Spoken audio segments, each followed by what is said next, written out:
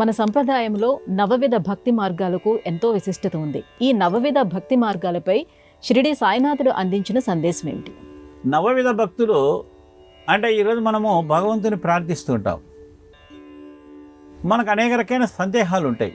అంటే భగవంతుని మనము స్మరణ చేస్తే బాగుంటుందా, అదేవిధంగా భగవంతుని మనం ధ్యానం చేస్తే బాగుంటుందా, భగవంతుని పూజ చేస్తే బాగుంటుందా, సేవ చేస్తే బాగుంటుందా అని దానికి బాబాగారు సమాధానం ఇచ్చారు. అనంతరావు పాటంకర్ అనే ఒక భక్తుడు అనేక పుస్తకాలు చదివాడు, కానీ అతనికి మనశ్శాంతి లేదు. మనశ్శాంతి లేనప్పుడు షిరిడి సాయినాథుడి దగ్గరికి వెళ్ళి, బాబా నాకు మనశ్శాంతి లేదు, అనేక గ్రంథాలు చదివాను అని బాబాని ప్రార్థించగా షిరిడి సాయినాథుడు అనంతరావు పాటంకర్కి ఏం చెప్తాడు అంటే, ఒక ఆడగుర్రం ఉంది, 9 లద్దలు వేస్తుంది, ఆ లద్దలు తీసుకోమంటాడు.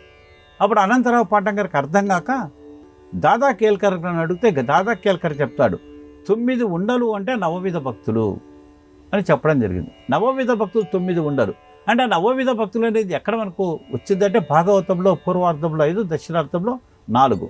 ఈ 9 రకాల నవవిధ భక్తులను భాగవతంలో చెప్పడం జరిగింది. ఆ భాగవతంలో చెప్పిన నవవిధ భక్తులు ఇక్కడ బాబా చెప్పాడు.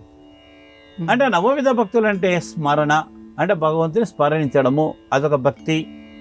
అదేవిధంగా కీర్తన, భగవంతుని కీర్తించడం, అదొక భక్తి. అదేవిధంగా భగవంతుని ఈ యొక్క పాదసేవనం చేయడం ఒక భక్తి.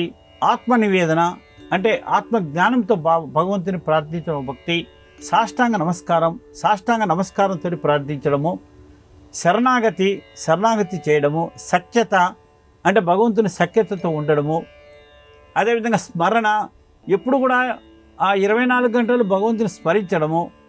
ఈ విధంగా 9 రకాల భక్తులు చెప్పడం జరిగింది.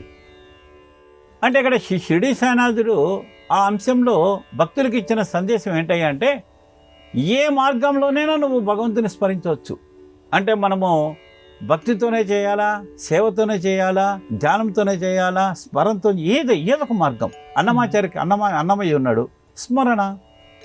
అదేవిధంగా ఈ యొక్క తుకారం కీర్తన, హనుమంతుడు దాస్యము, అర్జునుడు సఖ్యత, అదేవిధంగా మహాత్ములు ఆత్మజ్ఞానము. అదేవిధంగా కొంతమంది భక్తులు సేవ అంటే సాష్టాంగ నమస్కారం. ఏదొక మార్గం. ఏ ఒక్క మార్గాన్ని అనుసరించినప్పటికీ కూడా నువ్వు భగవంతుని చేరుతావు. అంతేగాని 9 మార్గాల కోసం ఆరాటపడి అటు ఇటు తిరగాల్సిన అవసరం లేదు. నవవిధ భక్తుల్లో ఏ ఒక్క భక్తి పట్టుకున్నప్పటికీ కూడా ఆ భగవంతుని చేరుతామని ఆ యొక్క నవవిధ భక్తుల ద్వారా బాబా తన భక్తులకు సందేశం ఇవ్వడం జరిగింది.